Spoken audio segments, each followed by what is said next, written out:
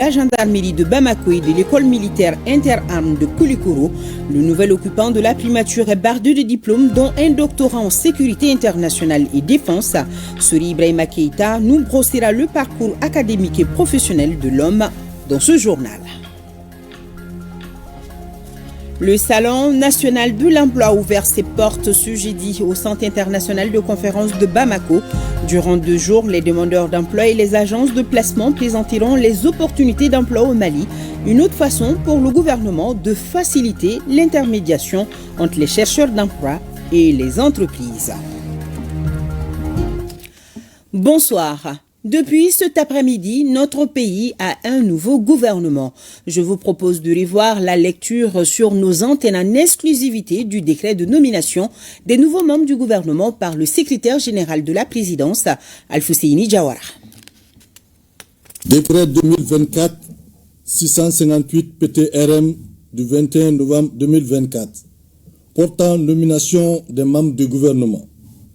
Le président de la transition, chef de l'État, vu la Constitution, vu la charte de la transition, vu la loi numéro 2022-001 du 25 février 2022 portant révision de la charte de la transition, vu le décret numéro 2024-0657 PTRM du 21 novembre 2024 portant nomination du Premier ministre, après consultation du Premier ministre, décrète. Article 1er. Sont nommés membres du gouvernement en qualité de Premier ministre, ministre de l'administration territoriale et de la décentralisation, général de division Abdoulaye Maïga. Ministre de la Défense et des anciens combattants, général de corps d'armée Sadio Kamara. Ministre de la Justice et des Droits de l'Homme, garde des Sceaux, M. Mamoudou Kassogué.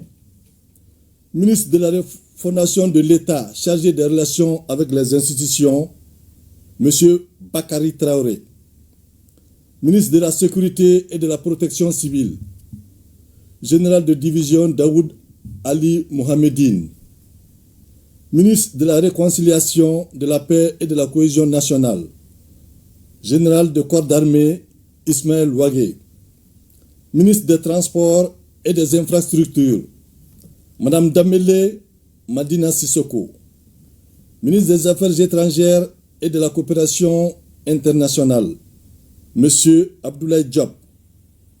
Ministre de l'économie et des finances, Monsieur Alousseni Sanou. Ministre de l'éducation nationale, Monsieur Amadou Si Savané. Ministre de l'enseignement supérieur et de la recherche scientifique, M. Bourema Kansai. Ministre des Mines, M. Amadou Keïta. Ministre de l'énergie et de l'eau, M. Boubacar Djane.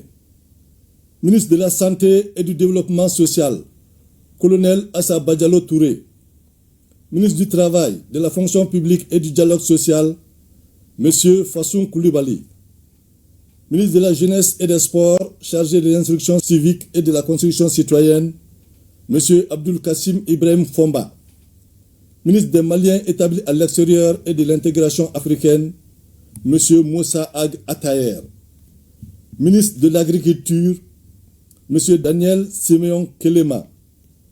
Ministre de l'Entrepreneuriat national, de l'Emploi et de la formation professionnelle, Mme Oumou Salsek. Ministre de la Promotion de la Femme, de l'Enfant et de la Famille, Mme Diara Djeneba Sanogo. Ministre de l'Industrie et du Commerce, M. Alassane Diallo. Ministre de l'Urbanisme, de l'Habitat, des Domaines, de l'Aménagement du territoire et de la population, M. Imiran Abdoulaye Touré. Ministre de l'Environnement, de l'Assainissement et du Développement durable, Mme Doumbia Mariam Tangara. Ministre de la Communication, de l'Économie numérique et de la modernisation de l'administration, M. Alhamdou Ag Ilien. Ministre de l'Artisanat, de la Culture, de l'Industrie hôtelière et du Tourisme, M. Mamoun Dafé. Ministre des Affaires religieuses, du Culte et des Coutumes, M.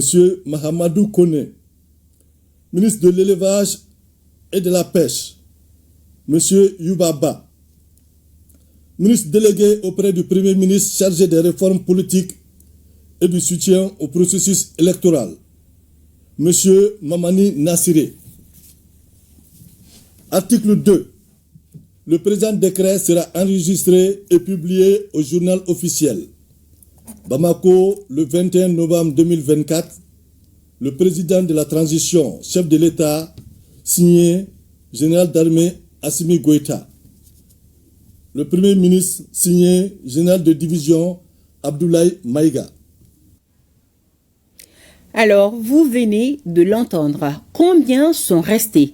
Combien partent et qui sont les nouveaux venus?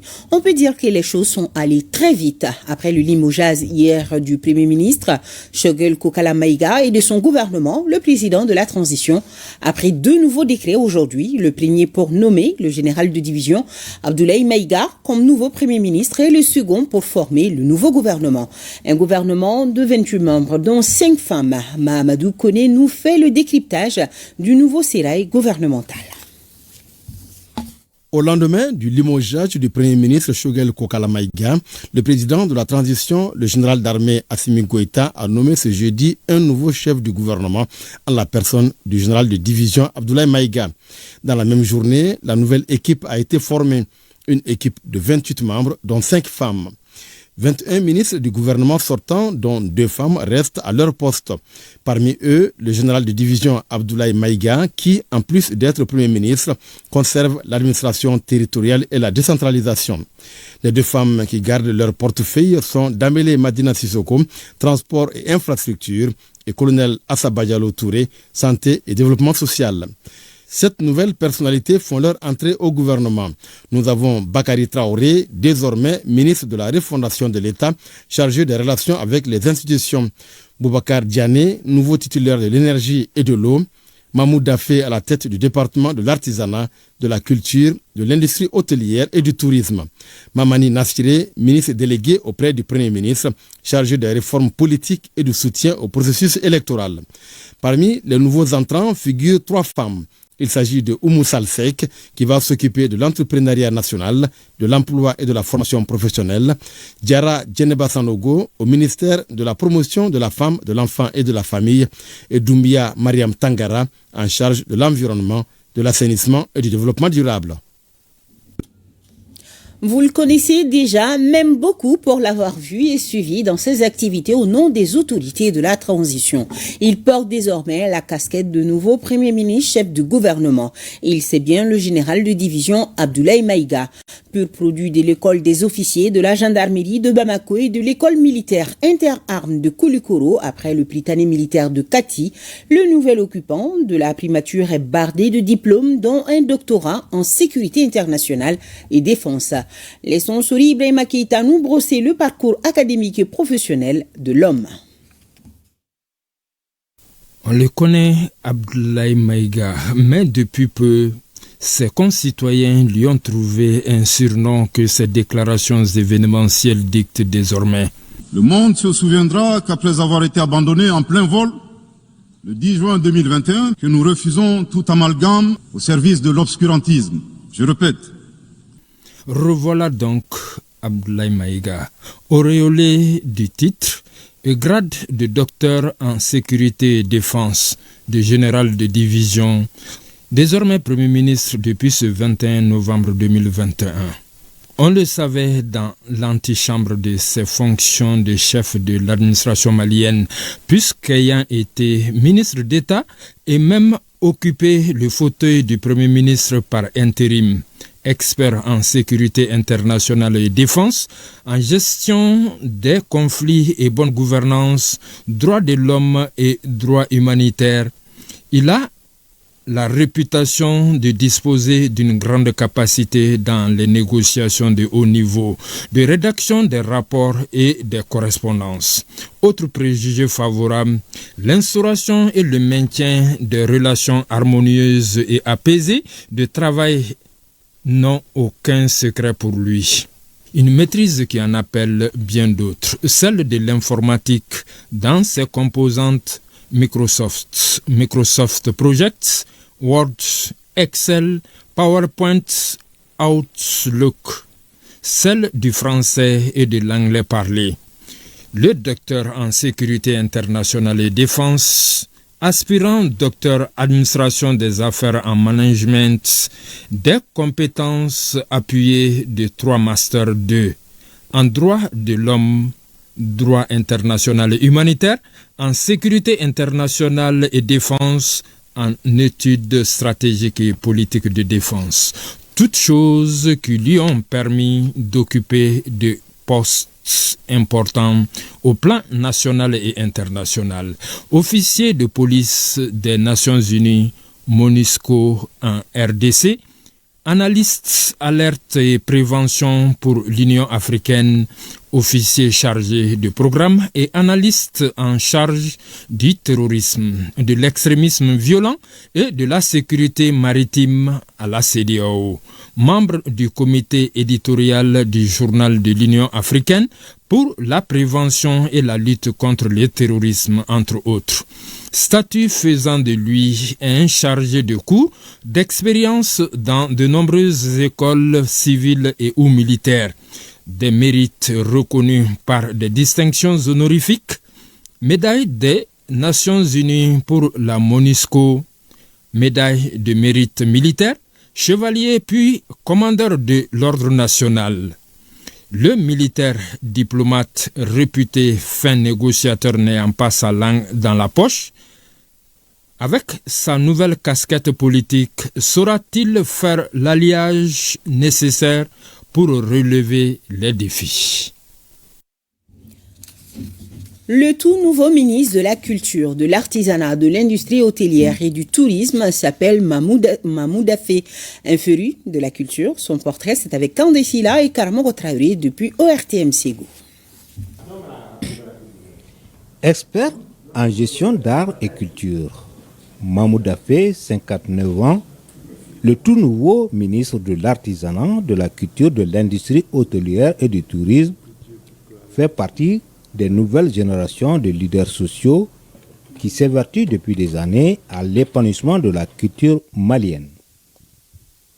Concepteur de plusieurs projets et programmes à fort impact économique, culturel et social, pas de moindre, le festival sur le Niger qui draine chaque année des milliers de festivaliers à Ségou.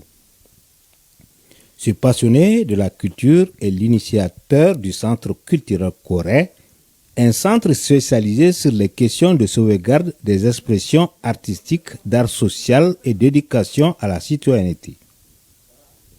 Titulaire des masters en management culturel, Mahmoud Afé est bien sûr un terrain connu pour avoir dirigé le réseau panafricain du premier Fonds africain pour la culture, vice-président du Conseil international de la musique de l'UNESCO depuis 2023. Ce féru de la culture est un terrain connu. Mahmoud Afé est officier de l'Ordre national du Mali, citoyen d'honneur de la ville et de la région de Ségou et sénateur de la Jeune Chambre internationale. C'est originaire de Nioro du Sahel, parle couramment français, bambara et sarakoli. Il est marié, père de 3 enfants. Le portrait à présent d'autres nouveaux membres du gouvernement. Il s'agit de Mamani Nassiré, un fin connaisseur des questions politiques institutionnelles et électorales, qui est nommé à la tête du ministère délégué auprès du Premier ministre, chargé des réformes politiques et institutionnelles et de soutien au processus électoral. Le nouveau ministre de l'Énergie et de l'Eau s'appelle Boubacar Diané. C'est un économiste qui est à la tête de ce département stratégique. Il s'est dit conscient des défis du secteur et prêt à y faire face. Le portrait de ces 2 nouveaux membres du gouvernement, c'est avec Bemba Sibi. C'est un économiste qui est désormais à la tête du département de l'énergie et de l'eau. À 55 ans, Boubacar Diané, le nouveau ministre en charge des questions énergétiques, est conscient des défis actuels de ce secteur vital. Il est titulaire d'une maîtrise en économie et sciences politiques de l'Université de New York, obtenu en 2006 et d'un DUG en banque finance décroché en 1997. Il a été auditeur à la voirie municipale de New York de 1997 à 2006, administrateur du cabinet Consultaf de 2010 à 2016. Le ministre Diané a enseigné dans plusieurs établissements supérieurs privés. En 2016, il est nommé chargé de mission à la cellule de communication de la présidence de la République. En 2018, il intègre la cellule économique et prospective de la présidence comme conseiller, poste qu'il occupe jusqu'à sa nomination comme ministre. Le ministre Diané est marié et père de 2 enfants. Il parle bambara, français et anglais. C'est un fin connaisseur des questions politiques, institutionnelles et électorales qui prend les commandes du ministère délégué auprès du Premier ministre chargé des réformes politiques et de soutien au processus électoral. Avec ses 37 ans de service, Mamani Nassiré a été de toutes les réformes concernant ces questions, parmi lesquelles on peut noter la coordination des différents travaux de relecture de la loi électorale de 2011 à 2022, président de la commission chargée de la réorganisation territoriale et administrative de 2021 à 2023 et du référendum constitutionnel de 2023. L'administrateur diplômé de l'ENA de Bamako en 1986 est membre du corps préfectoral et a servi à différents niveaux de responsabilité du département de l'administration territoriale. Chef d'arrondissement à Sa, dans le cercle de Yuaru de 1989 à 1992, a conseiller technique en passant par directeur national adjoint de l'Agence nationale d'investissement des collectivités territoriales. Mamani Nassiré est également l'auteur de plusieurs publications, notamment le guide pratique de l'exercice de tutelle de l'État sur les collectivités territoriales, document officiel de référence en la matière au Mali, ou encore de manuel sur la décentralisation, l'organisation administrative du territoire et des élections. Le natif de Mopti, âgé de 65 ans, est polyglotte. Il parle français, anglais, russe, bozo, peul, bambara et soraï. Et nous avons reçu des communiqués suite à la nomination du Premier ministre et la composition du gouvernement.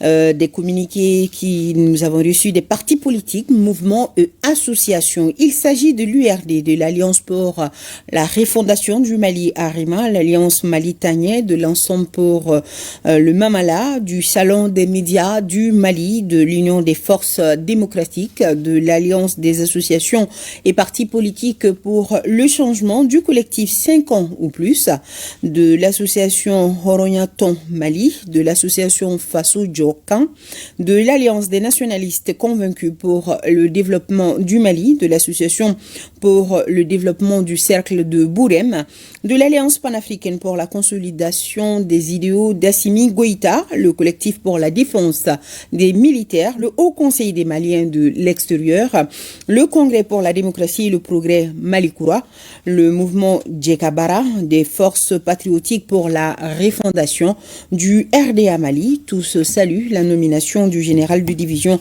Abdoulaye Maïga et la composition du gouvernement. Ils invitent les Maliens à accompagner l'équipe gouvernementale afin de relever les défis pour la paix, la cohésion sociale et la stabilité du Mali.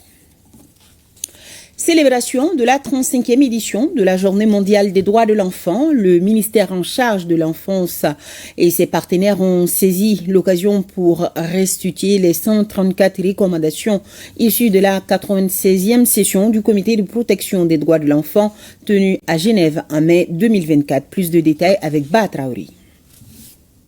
Les départements ministériels partenaires ont désormais une copie des recommandations de la 96e session du Comité de protection des droits de l'enfant tenue à Genève en mai 2024. La réunion de Genève a formulé 134 recommandations dans 15 domaines. Certaines de ces recommandations sont des contraintes pour lesquelles il faut des réponses avant la formulation du prochain rapport prévu dans 5 ans. La 34e édition de la Journée mondiale des droits de l'enfant est célébrée au plan international sous le thème « Écoutez le futur ». Au Mali, cette célébration est faite sous le thème « La protection des droits de l'enfant face au changement climatique ». Cette année, l'impact du changement climatique a été et continue d'être pour nous tous un sujet de forte préoccupation. Je tiens donc à saluer le gouvernement du Mali pour avoir choisi ce sujet comme thème national à l'occasion de la Journée mondiale de l'enfance.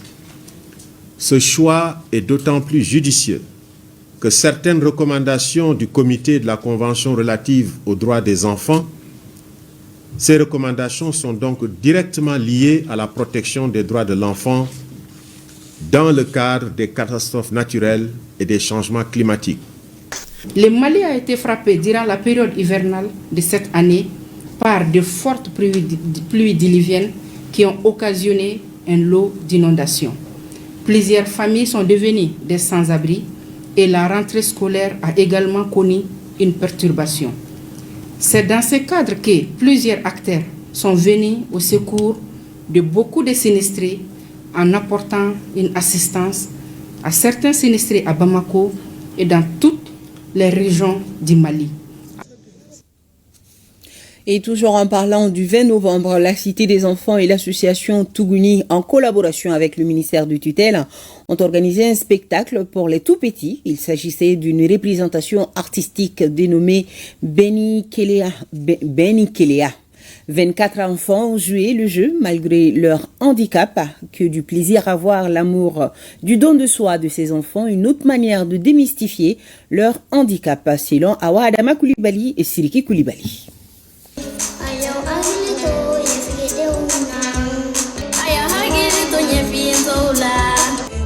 Certains d'entre eux peuvent s'exprimer, d'autres sont privés de mots et même de mobilité. Leur point commun, c'est qu'ils sont tous enfants du Mali et aujourd'hui, ils sont célébrés dans leurs différences.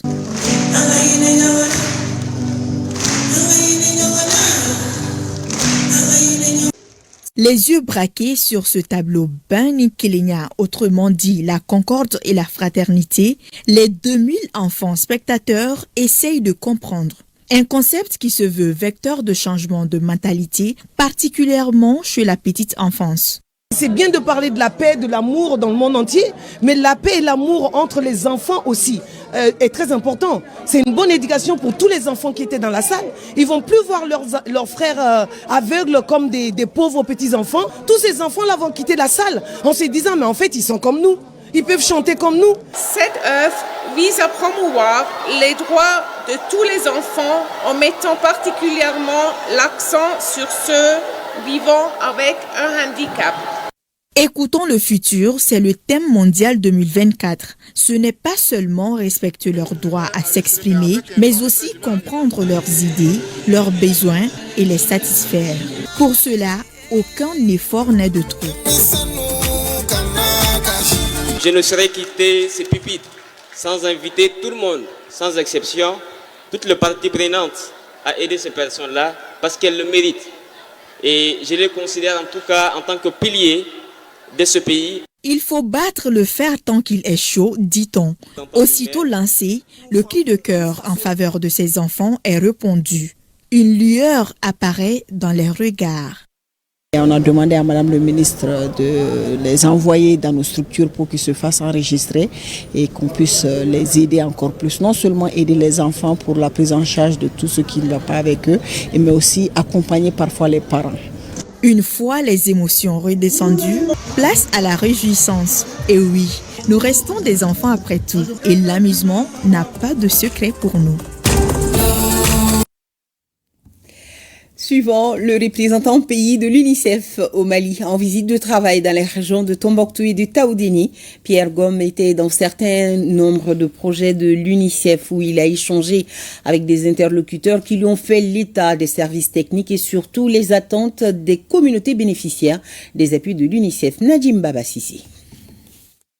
En visite de travail de 72 heures dans les régions de Tombouctou et de Taoudéni, le représentant pays de l'UNICEF, Pierre Ngom, s'est entretenu avec les autorités administratives des deux régions sur la collaboration et la mise en œuvre des projets et programmes de l'UNICEF. Il a ensuite successivement rencontré les responsables des agences sœurs des Nations Unies, les services techniques et leurs partenaires.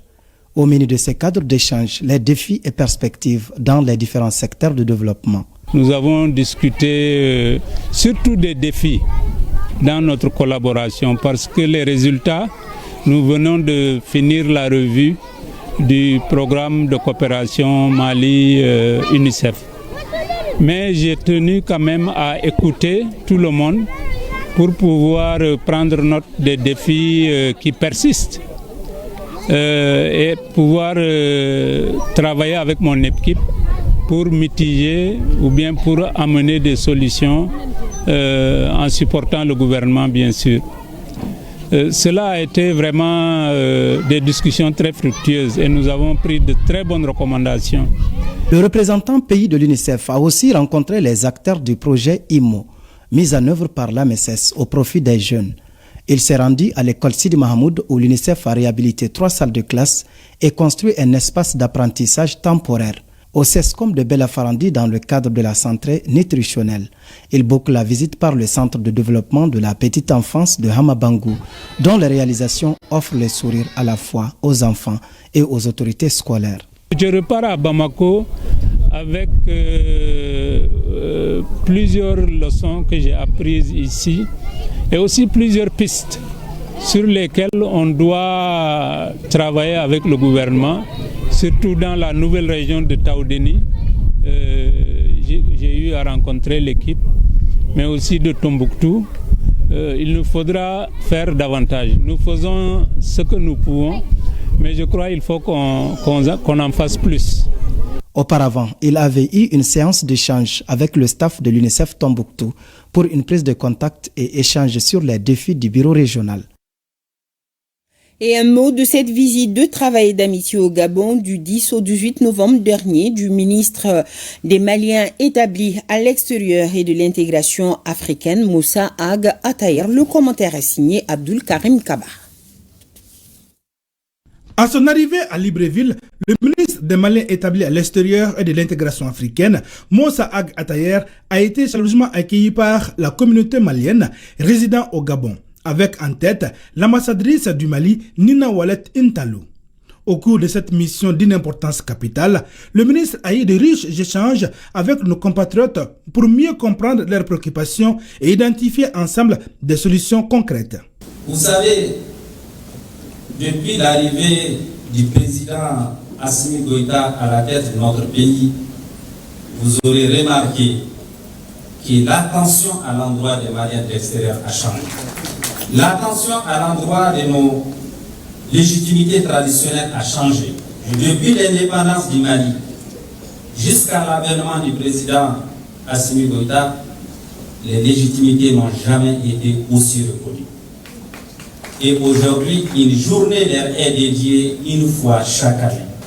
C'est seulement avec l'avènement de la transition et sous le leadership du président Assimi Goïta que les Maliens ont été représentés dans toutes les institutions de la République pendant la transition. Moussa Ag Ataïr a également rencontré la ministre gabonaise en charge des réformes, assurant l'intérim du ministre des Affaires étrangères.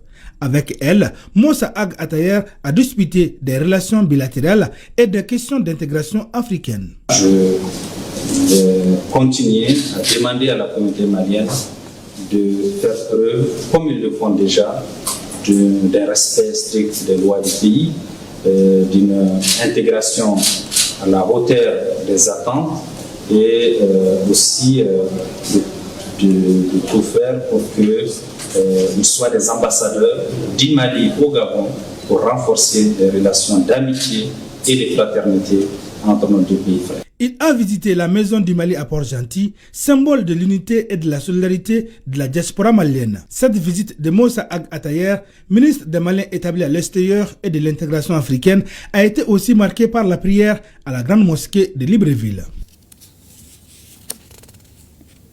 Autre point de l'actualité, c'est l'ouverture du Salon national de l'emploi ce jeudi au Centre international de conférence de Bamako. Durant 2 jours, les demandeurs d'emploi et les agences de placement présenteront les opportunités d'emploi au Mali, une autre façon pour le gouvernement de faciliter l'intermédiation entre les chercheurs d'emploi et les entreprises. Les solutions nationales pour l'emploi, un avenir professionnel pour tous, c'est le thème de l'édition 2024. Mamadou Fane pour le compte rendu. La lutte contre le chômage, particulièrement celui des jeunes, est l'un des principaux défis à relever par les autorités maliennes. L'employabilité des jeunes et leur insertion à travers leur cursus de formation adapté au marché de l'emploi est un facteur d'opportunité. La tenue de cette édition du Salon national de l'emploi constitue un créneau pour offrir des opportunités d'emploi aux jeunes et aux employeurs à la recherche de compétences.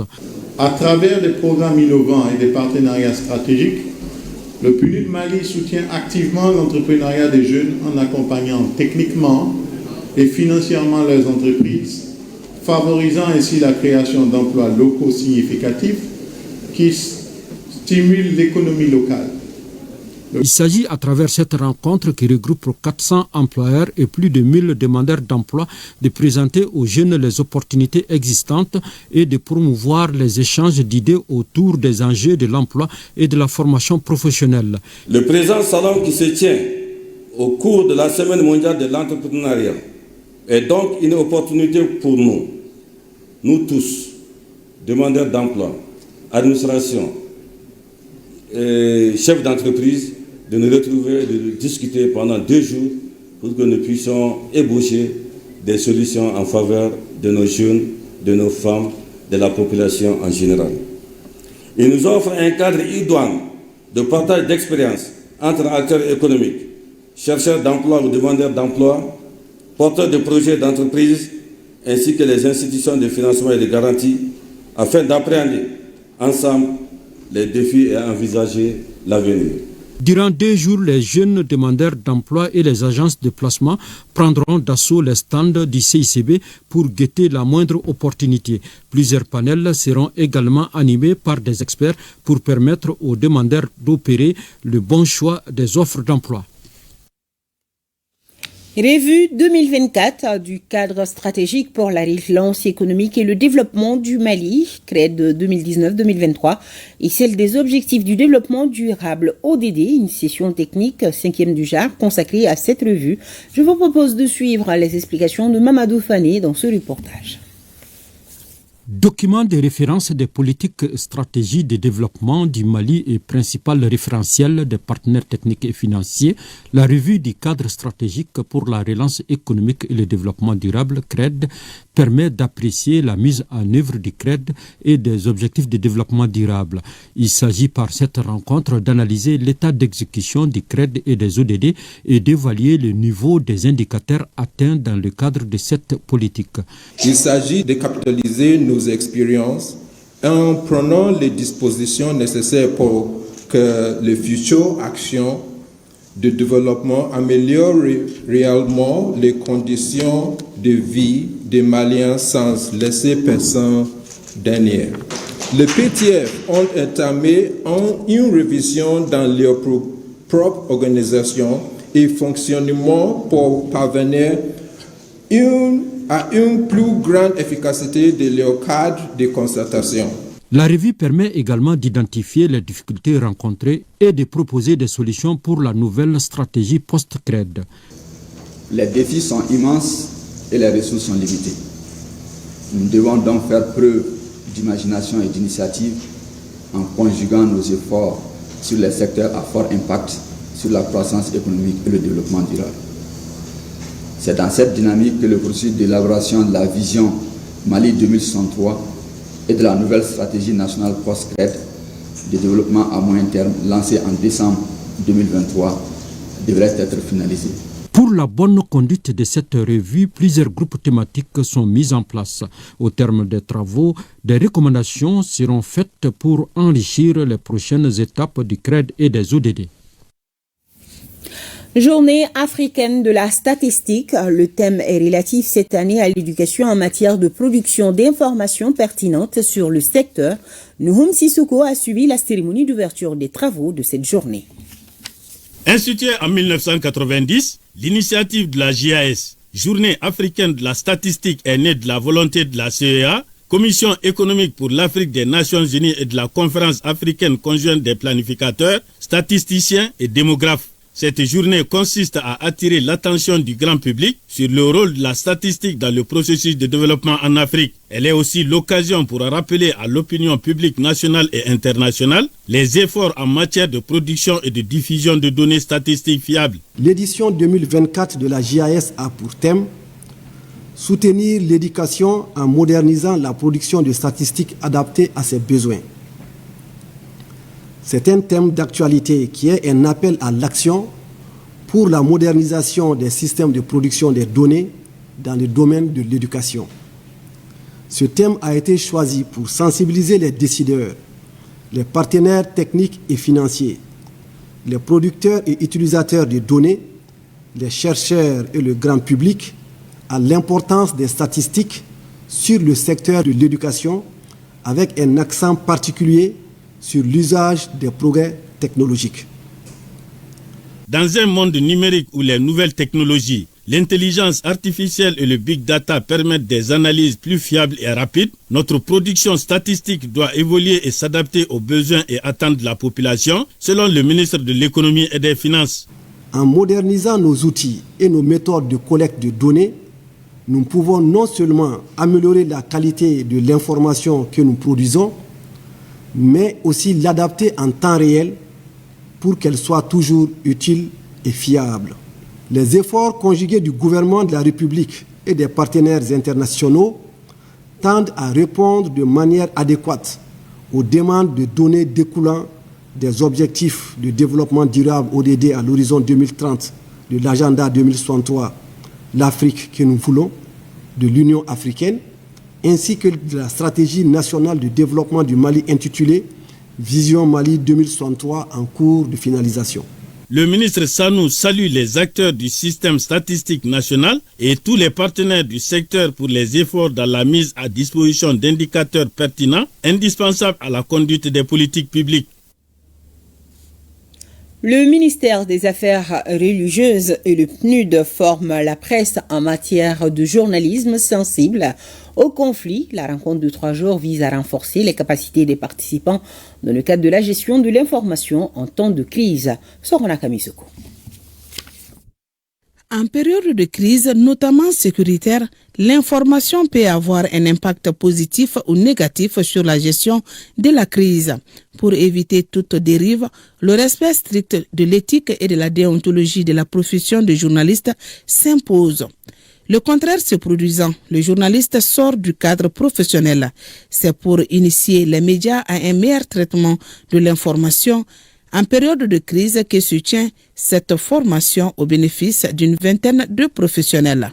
Chaque mot que vous utilisez, chaque récit que vous portez, chaque plateforme que vous utilisez peut directement influencer la perception, les émotions, voire même les actions des communautés. J'espère qu'à la fin de cette formation, vous allez repartir avec les comptes. Ce programme, je veux parler du PROSMED, a une durée de 5 ans.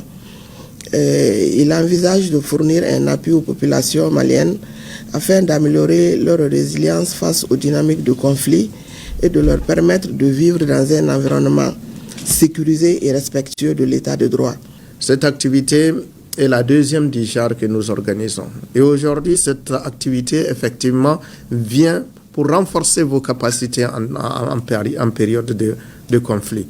Et parce que, je vous l'ai dit, la gestion des périodes de conflit sont très dangereuses. Aujourd'hui, vous voyez les attaques dans notre pays, nous sommes victimes dans tous les territoires. Cette session de formation s'inscrit dans une dynamique de renforcement des capacités des professionnels de médias au niveau national, une initiative qui cadre avec le contexte actuel du pays. Le siège de l'Association malienne de lutte contre les déficiences mentales chez l'enfant de Banakabougou, en commune 6 du district de Bamako, rénové. Une action de la Fondation Bank of Africa pour un coût d'exécution des travaux à 15 millions de francs CFA. Retrouvons Sokona Kamisoko. Un vendredi pas comme les autres pour les enfants et les parents du centre de rééducation des enfants atteints des déficiences mentales de Banangabougou. Le centre vient non seulement d'être rénové, mais également élargi à travers la construction d'une nouvelle salle de rééducation et de latrines. L'œuvre qui est de la Bank of Africa vise non seulement à alléger la souffrance des parents, mais également contribuer au bien-être des enfants en situation de handicap. Nous œuvrons dans l'éducation et de la santé et c'est dans ce cadre que nous avons rénové ce centre de rééducation.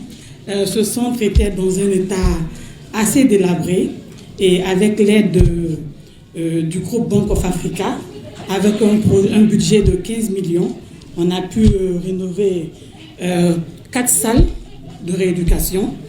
On a construit 3 latrines et une nouvelle grande salle de rééducation. Et avec notre mur qui était, en parenthèse, la directrice le sait, on ne peut pas trop voir le travail qu'on a abattu derrière, mais au départ, ce n'était pas du tout évident. La présidente du conseil d'administration de l'Amaldem a réitéré ses remerciements à la BOA avant d'inviter le personnel du centre à bien prendre soin du joyau. Dorénavant, les parents d'enfants viendront sur le dit centre pour toute évaluation, rééducation fonctionnelle et stimulation précoce. Mais surtout pour l'acquisition de l'autonomie, la démystification du handicap et de l'acceptation de la différence. Tout cela pour soulager la souffrance des familles et surtout des mères des enfants en situation de déficience intellectuelle. Je tiens à exprimer au nom de notre association notre gratitude la plus sincère venant d'un de nos partenaires dévoués qui a rendu ce projet possible. Au nom de Madame la ministre, nous ne pouvons que remercier ce geste, un geste très louable qui rentre justement dans les missions du gouvernement du Mali. L'association malienne de lutte contre la déficience mentale chez les enfants est une association des personnes handicapées qui a été reconnue par le gouvernement d'État comme utilité publique depuis 1996. Et depuis lors, le gouvernement du Mali n'a cessé aussi d'apporter soutien à cette association qui est très utile dans l'éducation des enfants. Au dire de la présidente du conseil d'administration de l'Amaldem, ces nouvelles salles vont insuffler de l'espoir et de la dignité dans la vie de nombreux parents d'enfants déficients intellectuels de la commune 6 du district de Bamako. Remise d'un lot de kits scolaires et de vélos à certaines écoles de la ville de Kéniéba, singulièrement à des enfants en situation difficile, afin qu'ils effectuent une meilleure année scolaire. L'initiative est de l'association pour la protection des enfants de Kéniéba, nous précise Seydou Traoré. La remise de 200 kits scolaires et de vélos aux bénéficiaires vise des objectifs forts.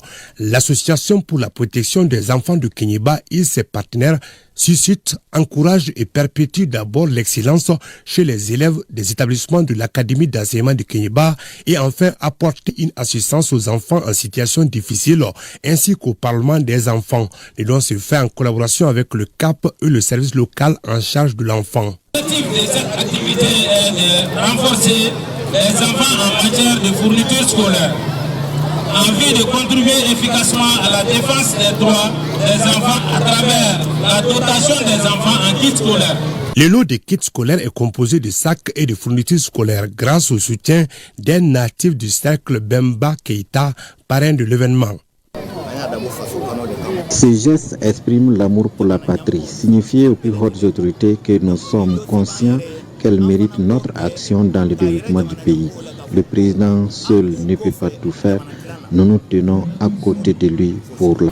Dans la même dynamique de solidarité, le parrain a offert aux femmes de son quartier Balabougou un moulin en guise de reconnaissance. Les femmes ont remis des graines d'arachide et formulé des bénédictions à leurs parrains. Le ministère de l'administration territoriale et de la décentralisation poursuit sa campagne d'équipement de ses services.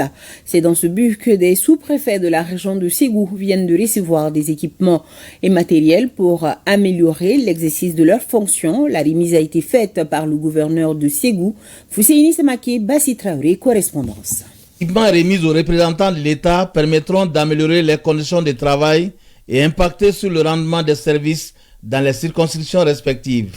Ces équipements offerts par le ministère de l'administration territoriale et de la décentralisation sont composés de 42 ordinateurs bureautiques, 42 imprimantes, 21 photocopieuses, 42 ondulaires, 10 bureaux ministres avec retour, 7 bureaux demi-ministres, 15 bureaux secrétaires, 9 fauteuils ministres, 5 fauteuils demi-ministres, 75 fauteuils visiteurs, 16 fauteuils secrétaires, 31 armoires classeurs, 9 salons 5 places, 15 réfrigérateurs, 25 stabilisateurs, 9 téléviseurs 52 pouces, 9 tables téléviseurs, entre autres.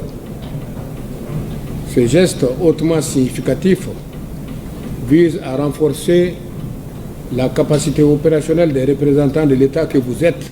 Ce geste du ministère de l'administration territoriale et de la décentralisation s'inscrit dans le cadre de l'offre du service de qualité et la modernisation de l'administration. Ces matériels vont servir à nous permettre d'aller rapidement.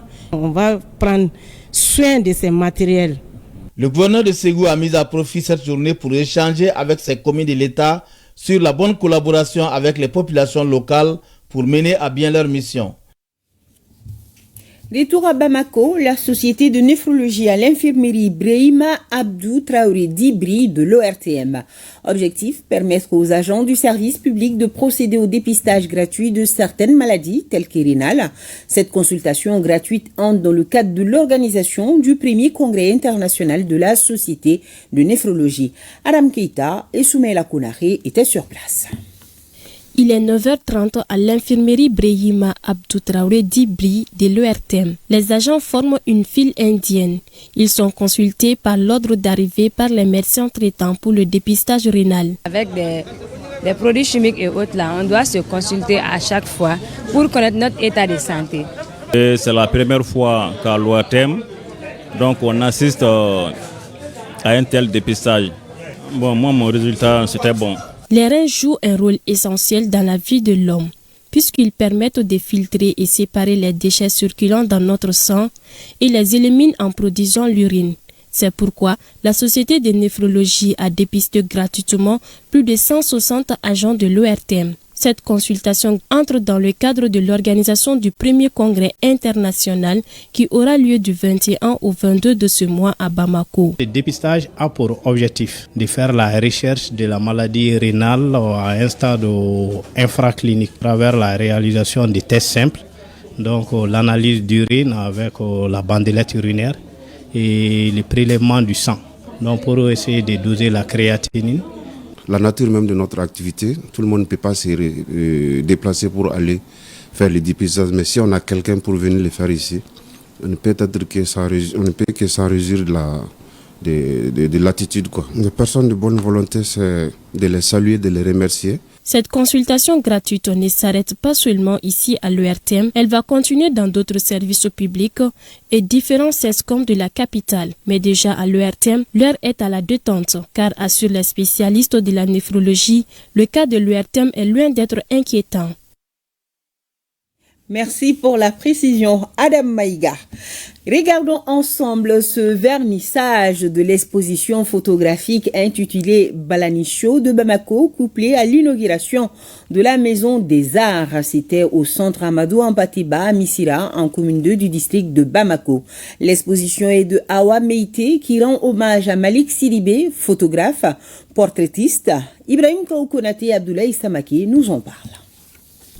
Cette exposition photo met en lumière les œuvres photographiques et les appareils photos de Malik Sidibé. Considéré comme l'icône de la photographie malienne, Malik Sidibé, ce photographe portraitiste malien, nous a quittés en 2016. Pour cette édition, nous rendons encore une fois hommage à Malik Sidibé à travers une exposition qui s'inspire de son travail avec sa famille, notamment son fils Karim Sidibé, qui qui est photographe, qui fait partie de la photo. Et tout ça pour dire que ceux qui sont partis ne sont pas définitivement partis. Ils sont avec nous, nous pensons à eux, ils nous inspirent. Et cela donne tout le sens du contenu de Kuma.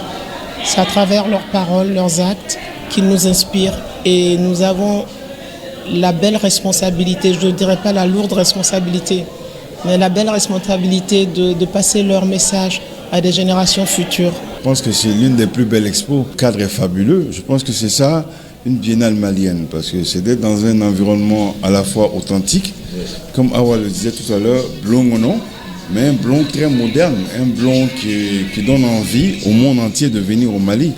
Et je pense que je dis bravo à cet hommage rendu Malik Sidibé. Ça ne pouvait être mieux fait.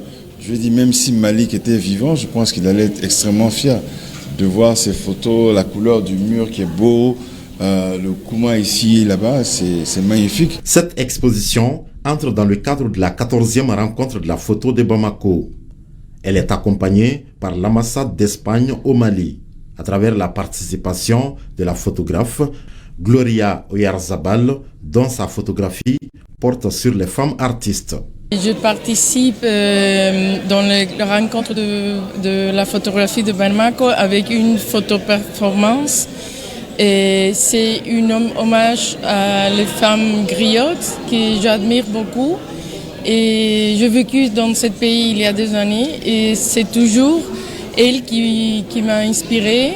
Cette exposition est la première activité de ce lieu de culture dénommé la Maison des Arts avec Blond Vestibule, créé par Awa Meïté pour la promotion de la culture.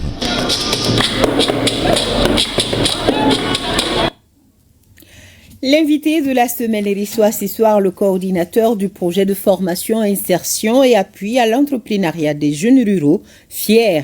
La deuxième phase du projet est en cours. Elle a été lancée en mai dernier dans le but de faciliter l'accès des jeunes ruraux aux opportunités d'emploi et d'insertion avec un certain nombre d'innovations. Le coordinateur du projet, Lamine Diastana, répond aux questions de Yaya Konati. Aujourd'hui, l'ambition, c'est d'aller beaucoup plus à la structuration des emplois, de l'emploi des jeunes autour des chaînes de valeur agricole. Et ça, c'était pas trop affirmé au niveau du projet FIER. On installait les jeunes individuellement dans leurs projets. Les jeunes qui étaient en coopérative étaient aussi installés, mais pour une dynamique chaîne de valeur, construire et puis dans la durée, le projet n'était pas vraiment affirmé dans ça. Donc aujourd'hui, FIER 2 va mettre beaucoup plus l'accent sur l'installation des jeunes le long des chaînes de valeur agricoles. Mais l'innovation également, c'est que FIER 2 va aller au-delà du secteur agricole. Il y a le non agricole aussi qui est concerné. C'est-à-dire, on peut parler de l'artisanat. Parce qu'il y a, dans le projet, il est prévu de mettre en place des infrastructures en lien avec l'artisanat. Donc, ce qui est aussi important, notre mécanisme de financement aussi va beaucoup évoluer au niveau de FIER 2. Parce que je parlais tout de suite de la mise en relation entre les jeunes et le système financier décentralisé pour les financements, mais à l'évaluation, nous nous sommes rendus compte que ça a une limite. Ça a une limite. Et c'est un autre jeune qui n'était pas dans FIER ne peut pas profiter de ces dispositifs-là encore. Or, au niveau de FIER 2, on veut construire un dispositif durable, un mécanisme durable de financement qui va permettre à un jeune déjà qui est enrôlé au niveau de FIER de bénéficier de plusieurs cycles de crédit, mais également à d'autres nouveaux jeunes qui vont venir pendant ou après le projet FIER 2 à pouvoir s'inscrire sur cette ligne de financement durable pour pouvoir aussi accéder à du financement. L'invité de la semaine à suivre après la page PMU Mali.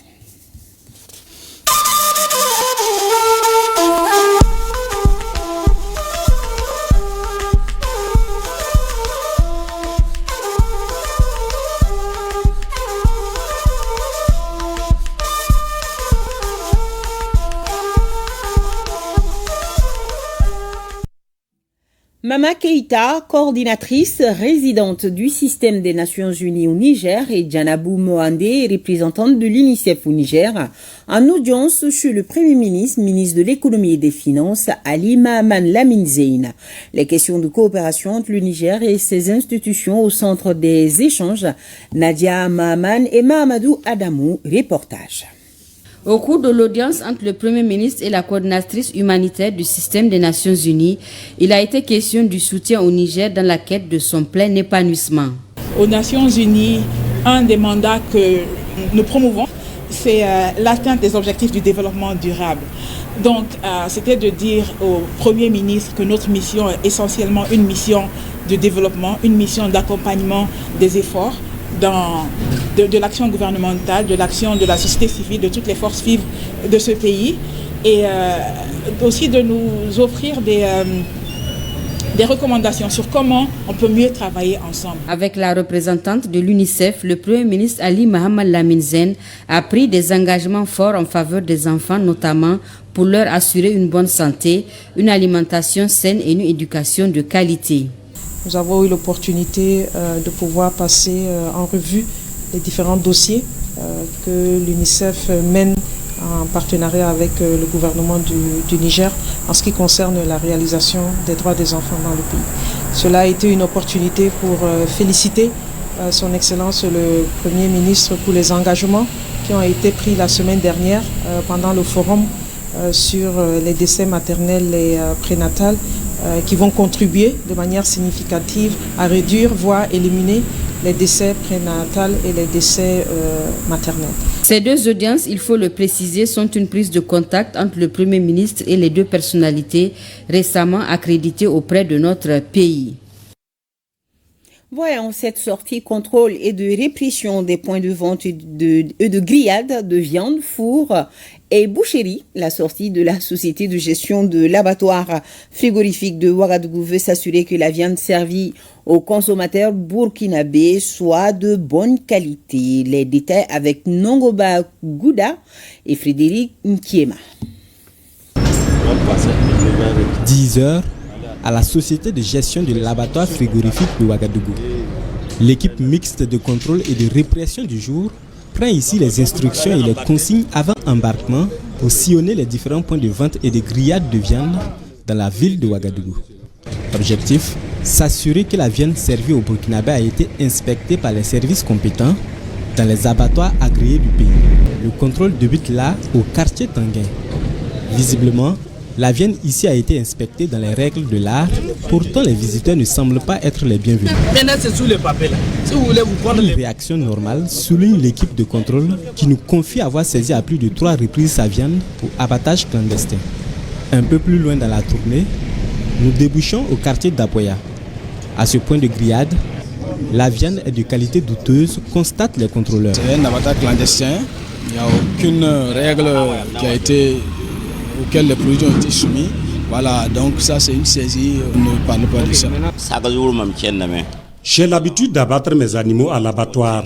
Pour aujourd'hui, je reconnais avoir fauté et c'est la loi qui est appliquée. Ce vendeur de porc au four, mis au courant de l'arrivée de l'équipe, a tout de suite dissimulé l'entièreté de sa viande, prétextant n'avoir commandé que des abats pour ce jour. Non convaincu, l'équipe de contrôle passe aux fouilles.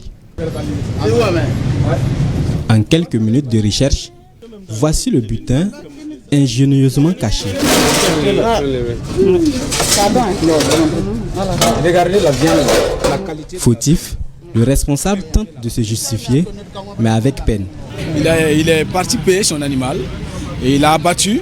Il a commencé à préparer pour donner à la population à manger sans que l'on puisse vérifier si l'animal était vraiment bien portant, était propre à la consommation. Des viandes saisies comme ça, on procède à une destruction. Débutée il y a maintenant 6 mois, la campagne de contrôle et de répression des points de vente et de grillades de viande, four et boucherie est à sa 5e phase.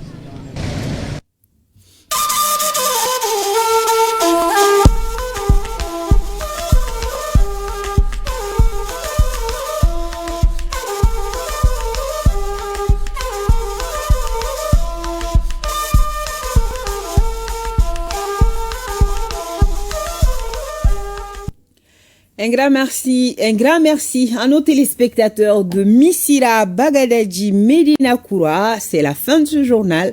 Bonsoir.